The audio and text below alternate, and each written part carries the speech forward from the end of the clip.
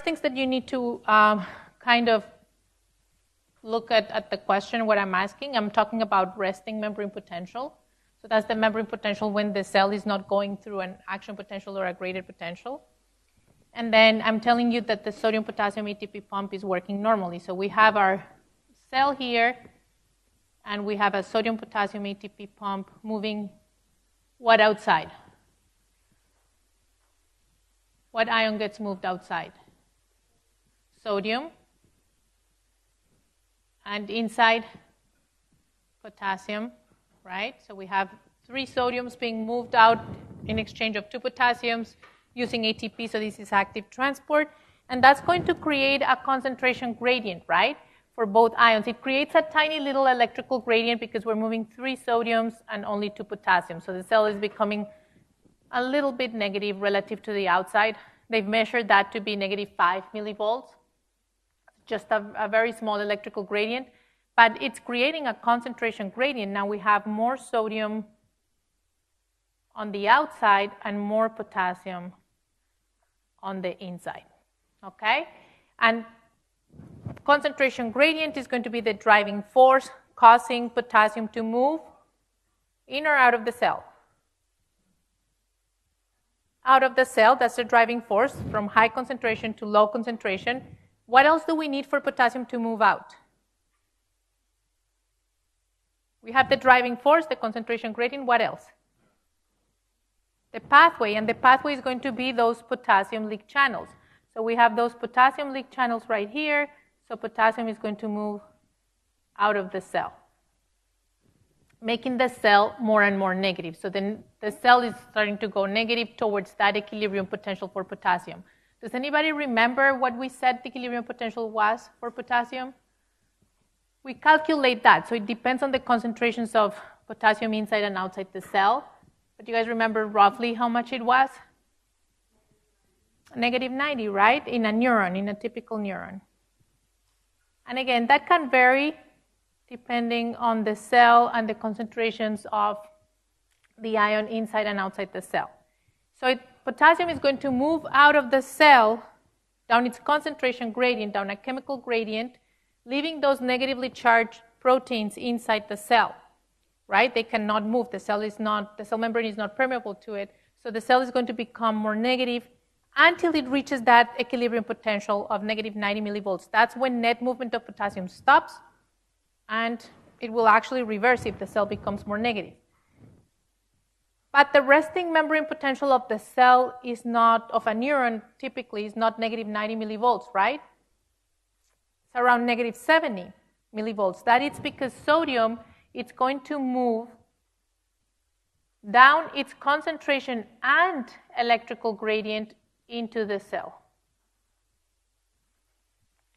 Okay, so both the electrical and the chemical gradients are favoring sodium moving into the cell, and we have sodium leak channels. Okay, so the cell is not going to be as negative as negative 90 millivolts. That would happen if the cell was only permeable to potassium. But because at rest it's also permeable to sodium, then it's not going to be as negative as that, end up being negative 70 millivolts. So I'm telling you the cell is at rest, right? So the resting membrane potential is determined by the channels, sodium and potassium leak channels, okay, and by the sodium-potassium ATP pump. So those are the pathways involved, okay? What would happen if the permeability of potassium ions decreases? So at rest, what's available for potassium to move is the potassium leak channels, right? If now instead of having 5 potassium leak channels, so potassium moving out, right? Instead of having 5 potassium leak channels, I'm going to have only maybe 2 potassium leak channels. So this one and this one are gone, and this one. So will the cell become more negative, less negative, or the resting membrane potential will not be affected? What do you guys think? What am I doing? I'm decreasing the pathway. The driving force still there. Concentration gradient for potassium still there, generated by the sodium-potassium ATP pump. but the pathway has decreased. So if the pathway decreases, what happens to potassium? Can it keep moving out at the same rate? No, less will come out, right? So if less potassium can leave the cell and it stays inside, is the cell going to become more negative, less negative, or the same? Less negative, okay? Because less potassium can leave, so we're keeping more potassium inside the cell, preventing those potassiums from leaving the cell. All right.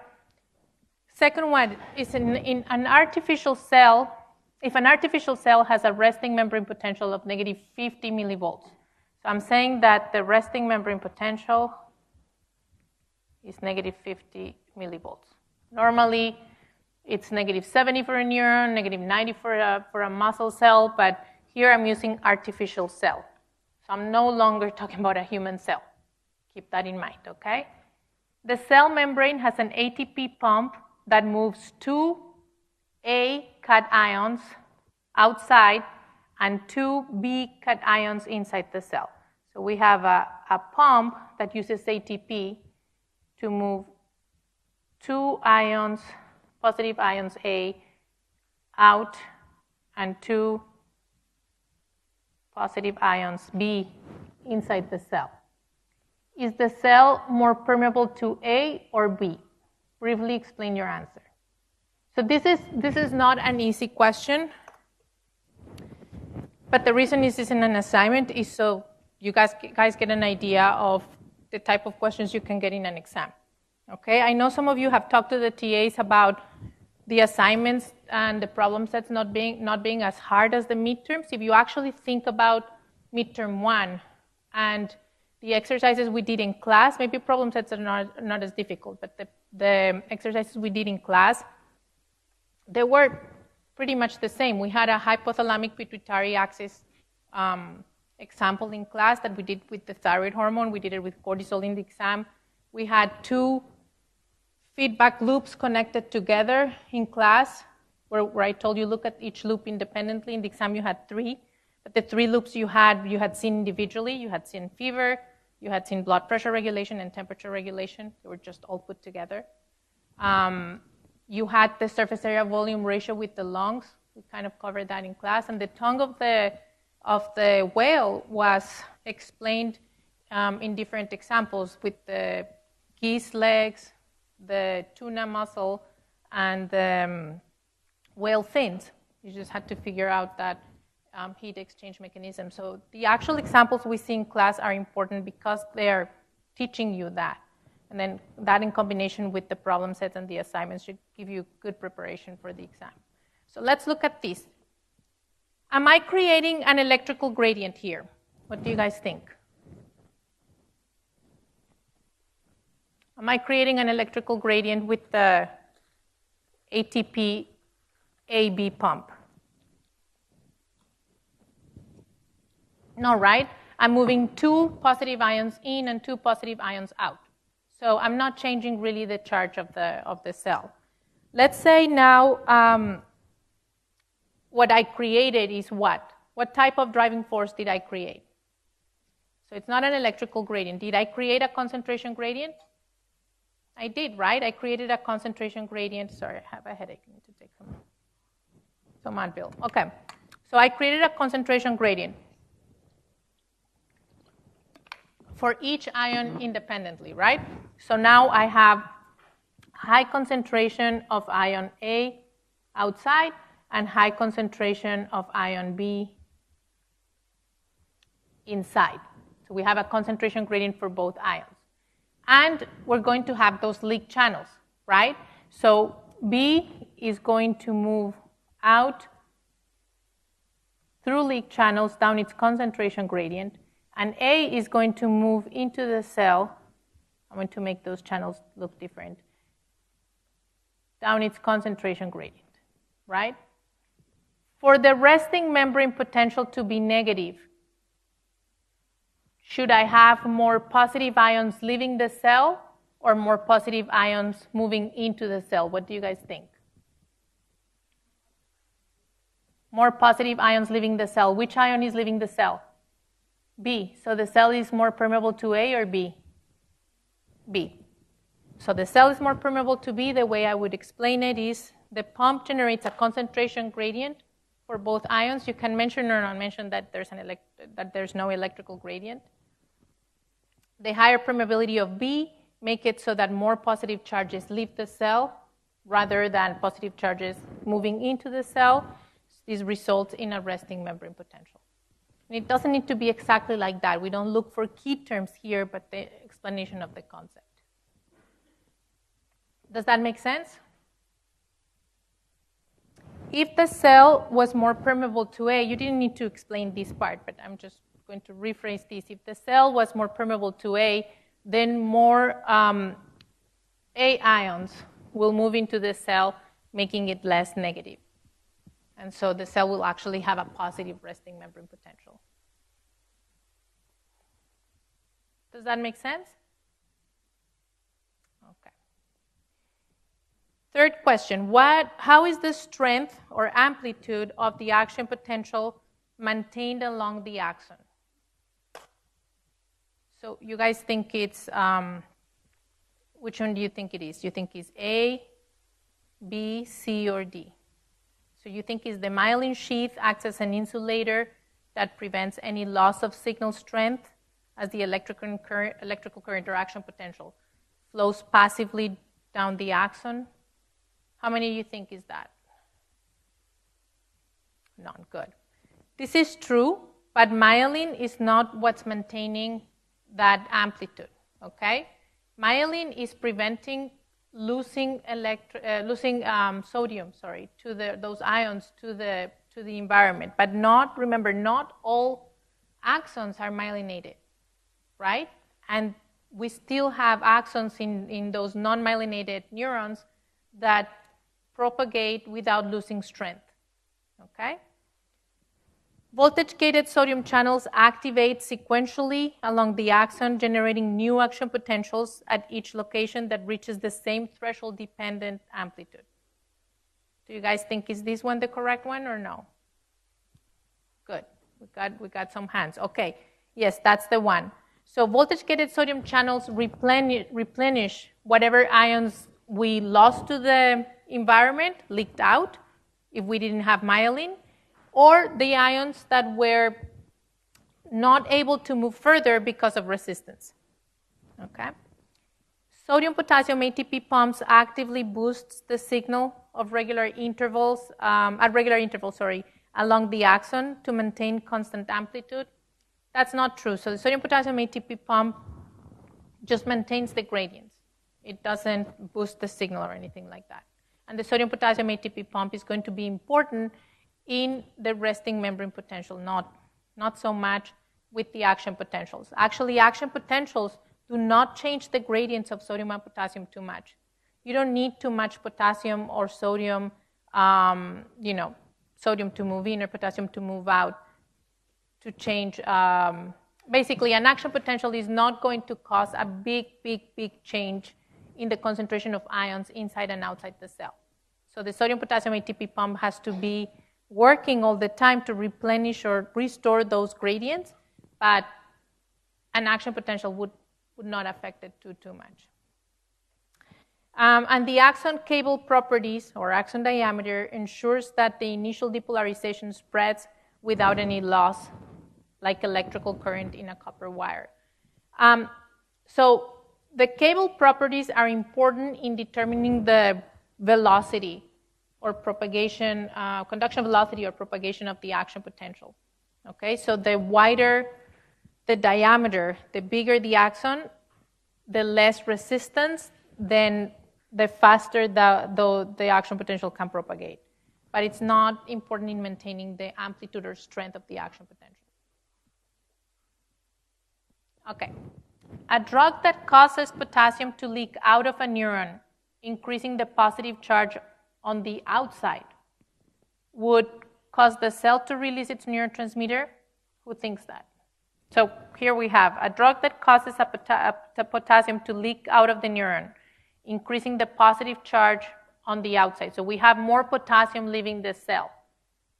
It's going to make it move, it's going to open pores, let's say, or open more channels for potassium to move out of the cell. Will that cause the cell to release its neurotransmitter? Will that speed up nerve signals traveling the length of the cell? Will that make it easier to trigger an action potential in the neuron? Will that inhibit transmission of nerve signals or action potentials, right, by the neuron, or act as a stimulant? Who wants to try out answering this one? What do you guys think it is? Okay, who thinks A? Let me ask you a question. What do you think if we have more potassium leaking out, will that make the cell more negative or less negative? What's that? More negative, right? So if we hyperpolarize that cell, are we more likely to initiate an action potential or less likely? Less likely, right? So if we don't have, if we're less likely to produce an action potential, are we going to be more or less likely to release neurotransmitters in the synaptic terminal? Less likely, right? So this is not true. A is not true. Speed up nerve signals traveling the length of the cell. Well, we're hyperpolarizing, so we're less likely to generate an action potential, and also that won't help with propagating the action potential, right? Because we need an action potential to begin with to be able to propagate it. Make it easier to trigger action potentials. Well, cell is hyperpolarized. Is it going to be easier or harder to produce an action potential? Harder, right? Because we're not going to start from negative 70 to negative 50, 55 millivolts, right? We're going to start from negative 80 maybe to negative 55 millivolts. So it's going to be less likely to produce an action potential. Inhibit transmission of nerve signals by the neuron. If the cell hyperpolarizes, will that inhibit the transmission of action potentials? Yes, right? Because we're going to make it less likely to produce that action potential, so it won't propagate. Act as a stimulant? Well, it's not a stimulant because it's hyperpolarizing the cell, making it less likely to produce an action potential. So everybody good with this one? Yes? Okay. All right. Which Roman numeral in this graph indicates the point when voltage-gated potassium channels deactivate? What do you guys think? Yeah. It'll be 4. Yeah. So let's look at all the phases of the action potential. So we start here at a resting membrane potential of negative 70 millivolts, right? So we have time on the x-axis. On the y-axis, we have membrane potential. So negative 70 millivolts is the resting membrane potential. We get a stimulus that is going to initiate a graded potential. So this initial part right here is a graded potential. Excitatory graded potential in this case, because it's making it more likely to initiate an action potential. It's depolarizing the cell and bringing it to threshold. In this case, threshold is negative 50 millivolts, okay? So here in 1 is when we reach threshold, threshold meaning we activate those voltage-gated sodium channels. So voltage-gated sodium channels activate. Sodium is going to move down its electrochemical gradient into the cell, right? And so sodium moving into the cell is going to make the cell less negative, right? So you get the depolarization phase or rising phase of the action potential. What happens here in this peak, here at this peak, where you see the 2, the Roman numeral 2? What happened here?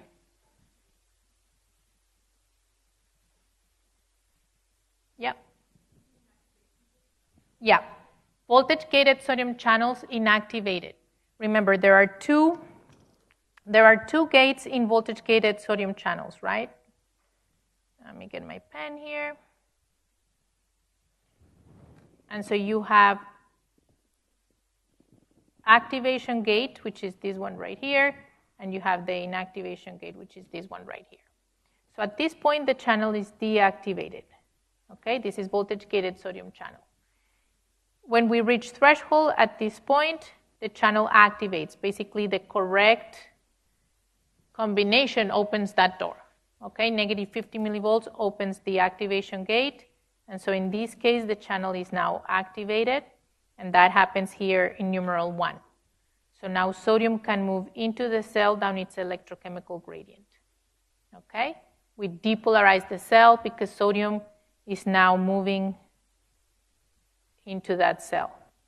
It's a positive ion, so then it's going to cause the cell to become less and less negative.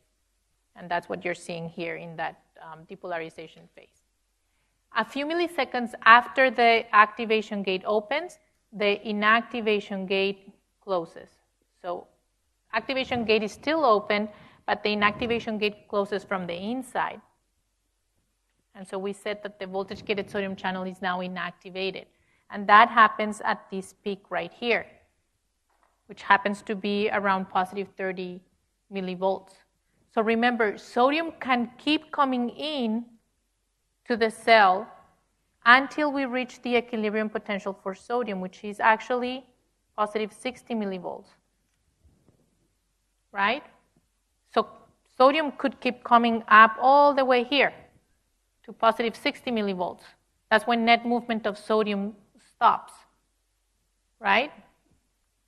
And sodium will actually start moving out of the cell instead of in if the membrane potential becomes more positive than that. But it can't.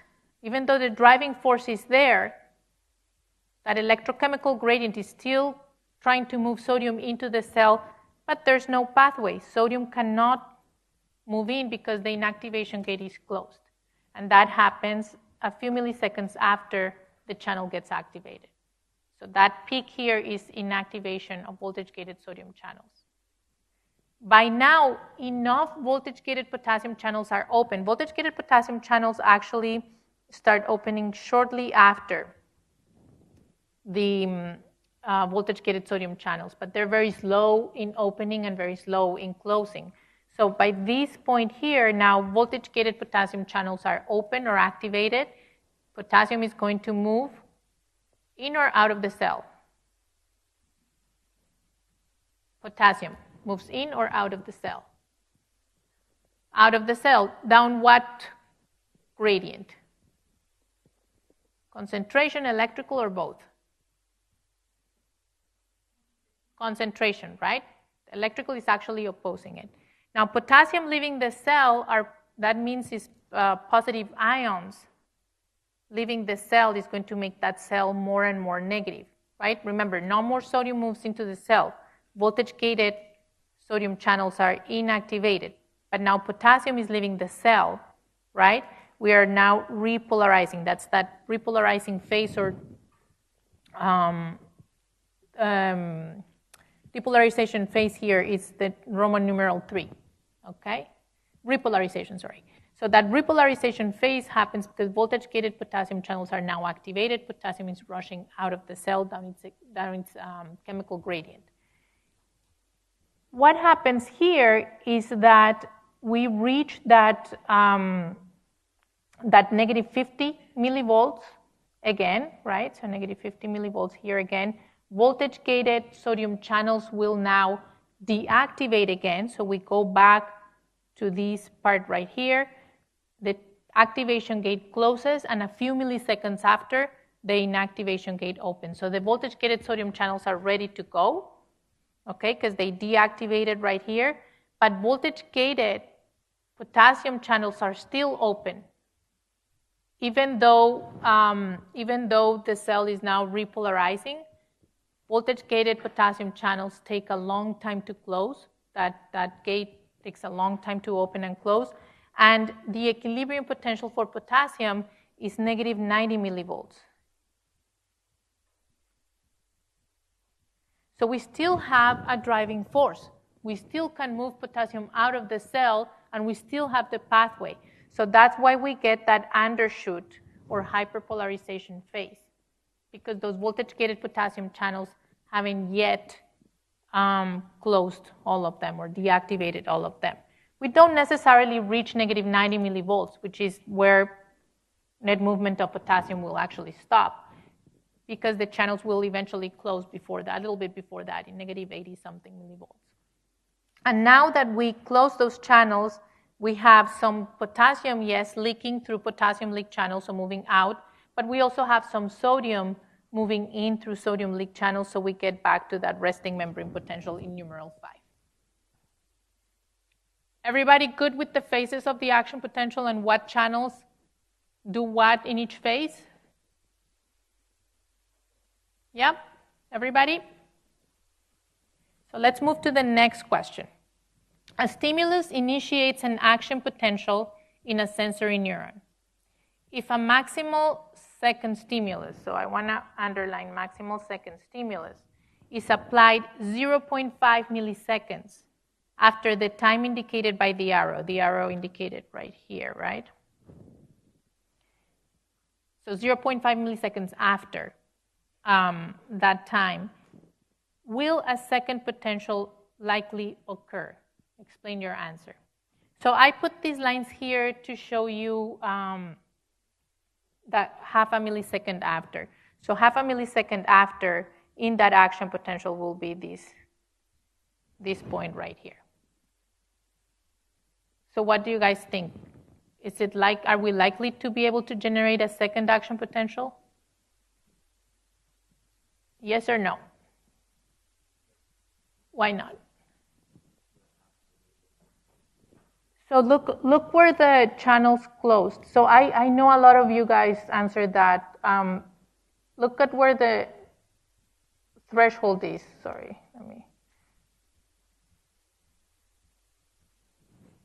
we already deactivated those voltage-gated sodium channels. So we're actually on the relative refractory period. So the answer was yes. You did get partial points if you answered no and explained it correctly. But the answer is yes, because look, voltage-gated sodium channels deactivated. They start deactivated here at negative 50 millivolts, or wherever the threshold is. Here it's indicated as negative 50 millivolts. If voltage-gated sodium channels now deactivate, we could potentially initiate a second action potential. Because the stimulus is maximal, then we're going to be able to generate a bigger graded potential that will be able to bring that cell membrane to threshold, even though we are in the repolarization or the hyperpolarization phase. So the neuron is actually in relative refractory period, not absolute refractory period, okay? Voltage-gated sodium channels are deactivated, and a second maximal stimulus will be able to bring the cell membrane to threshold. How many of you said no? I just want to see. Okay, how many of you said yes? How many of you didn't answer? Because there's a lot of people that didn't raise their hand. Okay, I'll ask the TA, see how many, she can give me the numbers. But do you guys understand what happened here with the relative refractory period? Okay. Neurotransmitters categorized as inhibitory are expected to close potassium channels, open sodium channels, or hyperpolarize the membrane. What do you guys think? A, B, or C? How many A? B? C? C, everybody knows C. Okay. You guys don't, are you guys tired? Okay. Do you have free tomorrow? Is tomorrow holiday here? Okay, so you get to rest and study for Bill 2. I'm sorry, I didn't realize the 11th was I did realize it, but we had to put it this week for the exam. Okay, last one here for this. I think this is the last one for this assignment. The axons of interneurons are grouped and maintained together in a tract. Okay? These tracts are myelinated. If the myelin of these tracts are deteriorating and is not replaced, which of these glial cells that I'm giving you here is damaged? What do you guys think? Yeah? Correct, oligodendrocytes. Why oligodendrocytes? You want to answer that or somebody else?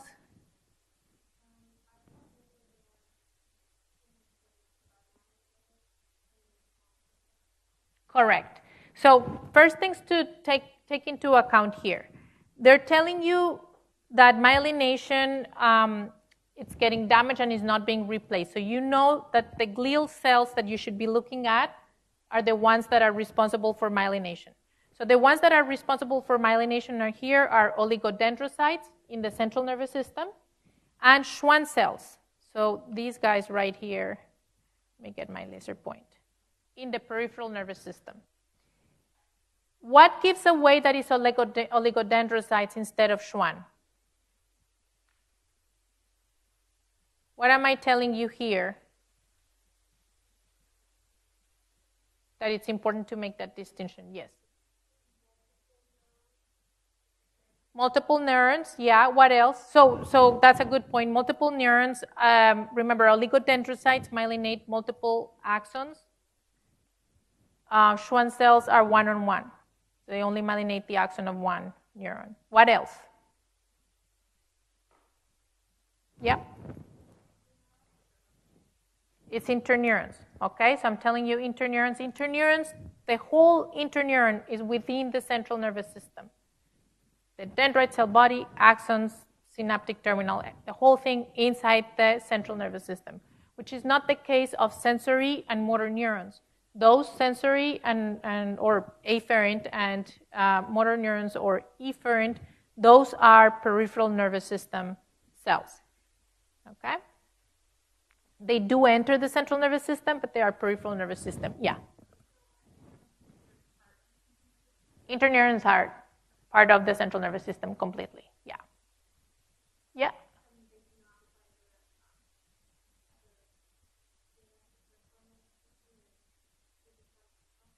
Interneurons, yes, because they are within the central nervous system. Now, sensory neurons, the cell body and the dendrites are in the periphery, and the axon projects into the central nervous system, but they're still considered part of the peripheral nervous system. And the efferent neurons, the ones from the somatic nervous system, innervating skeletal muscle, and from the autonomic nervous system, innervating cardiac and smooth muscle and glands, those are also peripheral nervous system, but their cell bodies are in the central nervous system, at least with the autonomic nervous system, the preganglionic cell body, okay?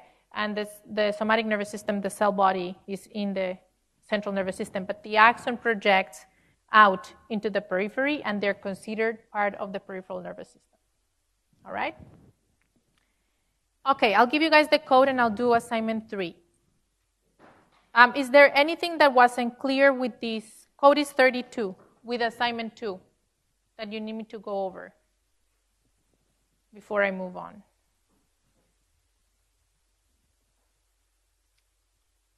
Okay. All right, so key things with assignment 2. Well, no, actually, let me go through assignment 3 and I'll tell you the key things for both assignments.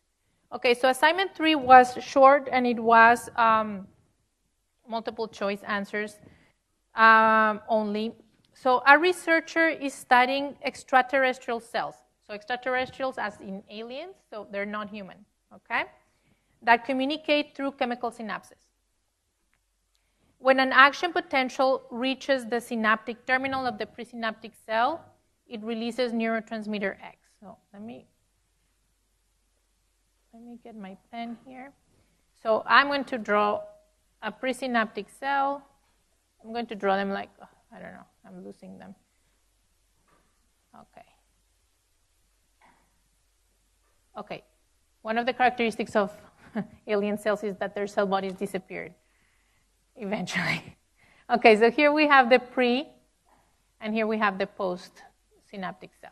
And they communicate through a chemical synapse. So an action potential travels and reaches this presynaptic terminal in the presynaptic cell, causes the release of neurotransmitter X. I'm going to put it here like X, like that.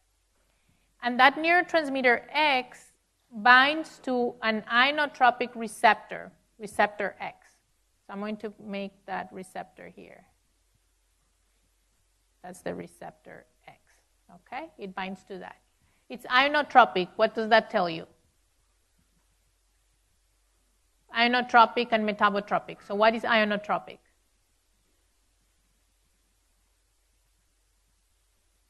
Do you guys remember what an ionotropic receptor is? It's a receptor that the receptor itself is a channel, like the one we saw in the NMJ, like the nicotinic muscle acetylcholine receptor. Okay?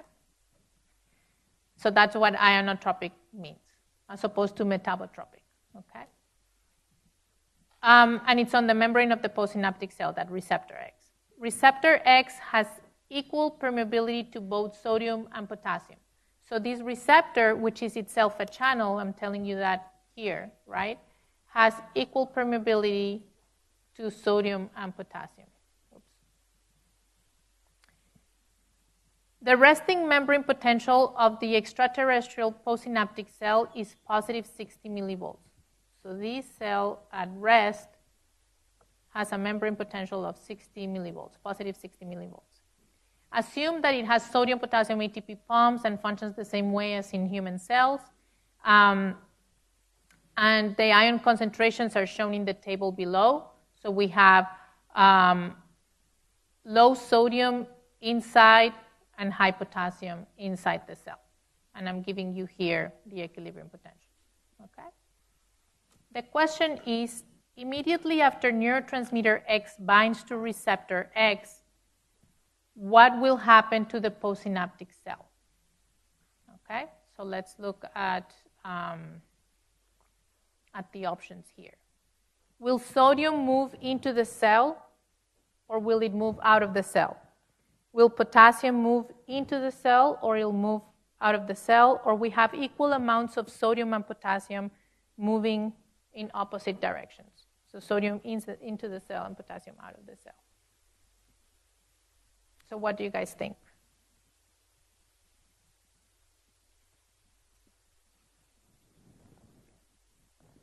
So here, look at my drawing here.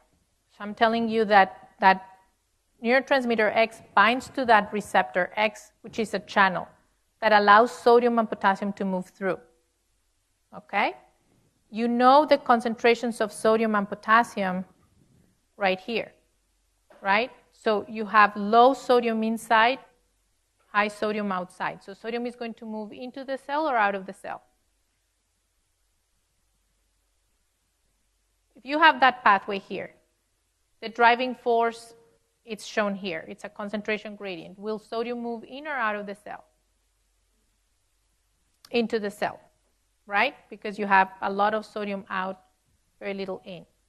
Now, here, you have potassium being high inside, and low outside. So potassium will move out of the cell. But the resting membrane potential of that cell is 60 millivolts. So is it more likely that sodium moves in or potassium moves out of the cell? Yeah. Say that again. Potassium moving out of the cell. Why? I didn't ask why in the assignment, but why?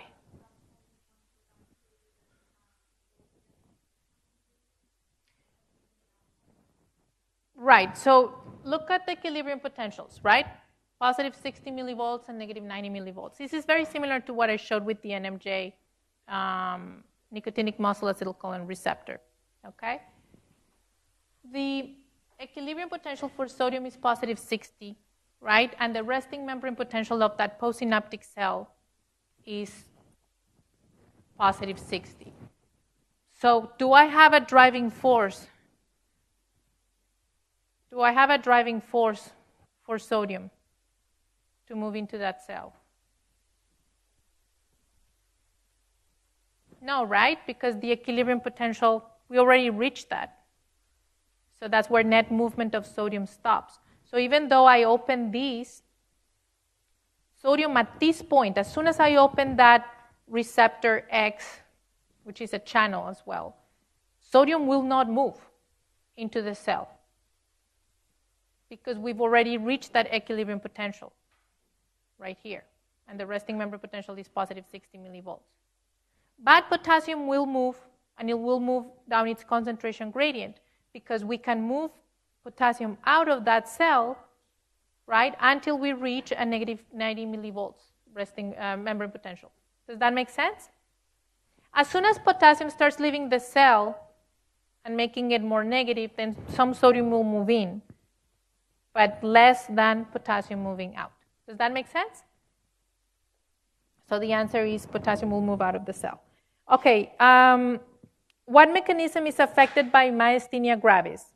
PQ calcium channels do not function properly. Remember, these are the voltage-gated calcium channels in the presynaptic terminal of the motor neuron. The number of synaptic vesicles in motor neurons are depleted, so synaptic vesicles containing that acetylcholine. The motor neuron does not release sufficient acetylcholine. Voltage-gated sodium channels in the skeletal muscle cell do not activate, and there is fewer number of nicotinic acetylcholine receptors. What do you guys think? What is myasthenia gravis caused by? Yeah? Yeah. Fewer number of nicotinic acetylcholine receptors. Remember, this is an autoimmune disease that causes your own immune system to destroy those nicotinic muscle acetylcholine receptors. If now you have less of those receptors, you still have the same amount of acetylcholine being released in the synaptic cleft, but less receptors means that you open less of those channels allowing sodium in. The end plate potential is going to be smaller and maybe not reach threshold. If it doesn't reach threshold, we don't initiate a muscle action potential. If you don't have a muscle action potential on that skeletal muscle, you don't get muscle contraction. Does that make sense? Okay. Okay, I think this may be the last one. The resting membrane potential of skeletal muscle cells is approximately 90 millivolts, negative 90 millivolts, while the resting membrane potential of neurons is negative 70 millivolts. What would you think is the primary reason for this difference? What do you guys think? Yeah.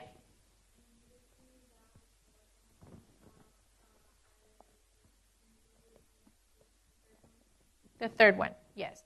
Skeletal muscle cells have higher relative permeability to potassium at rest compared to neurons. They basically have more potassium leak channels.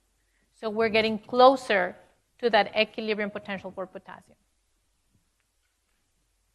Any questions about this?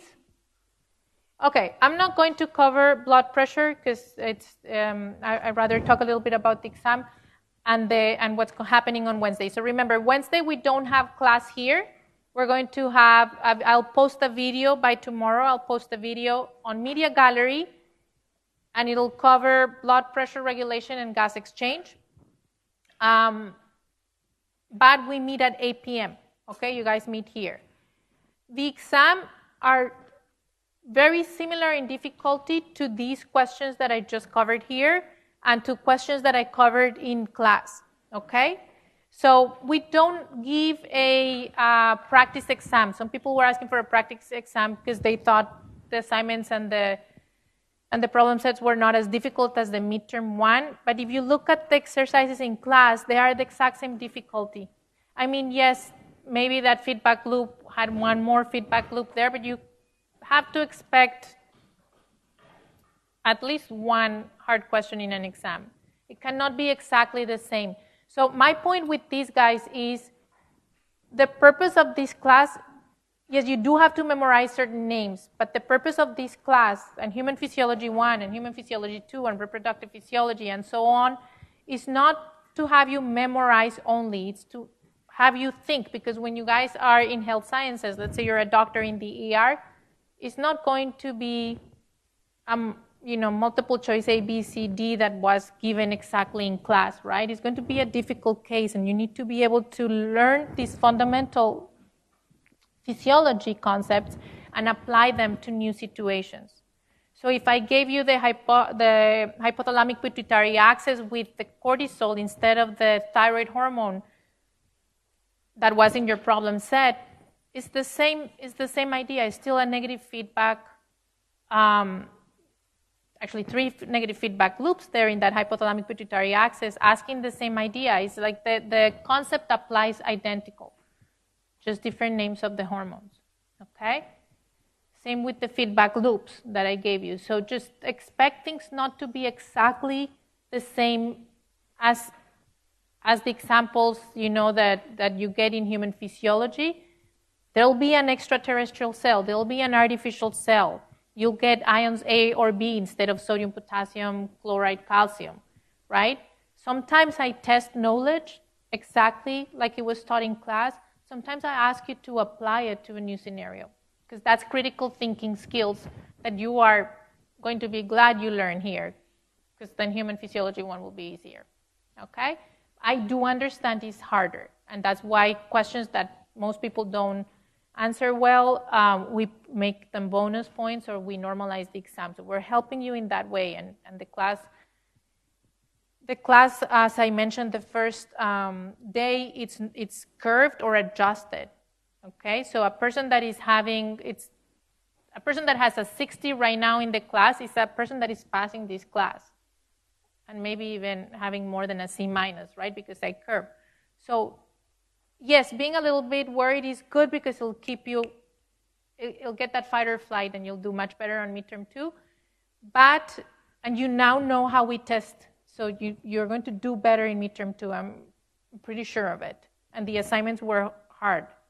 And so if you didn't use AI, which I hope you didn't use AI for the assignments, then you will do really well. I'm sure of that, okay? But we apply knowledge. We don't just, repeat what we memorized in class, because that doesn't make any sense. That can be done by AI. I need your brains. They're more beautiful than a computer thinking for you, okay? Having said that, do not study with AI. I had built a class in the spring that was failing, and my TA asked, okay, what's going on? How are you guys learning?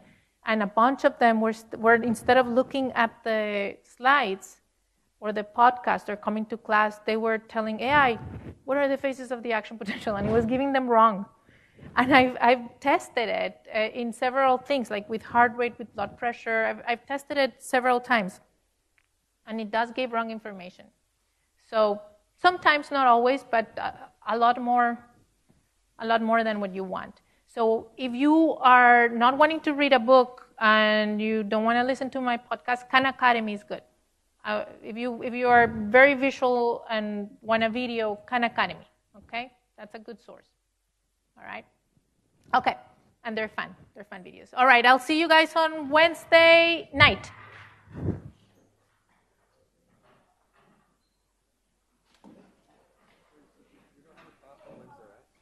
I'll post a video. But there's a video.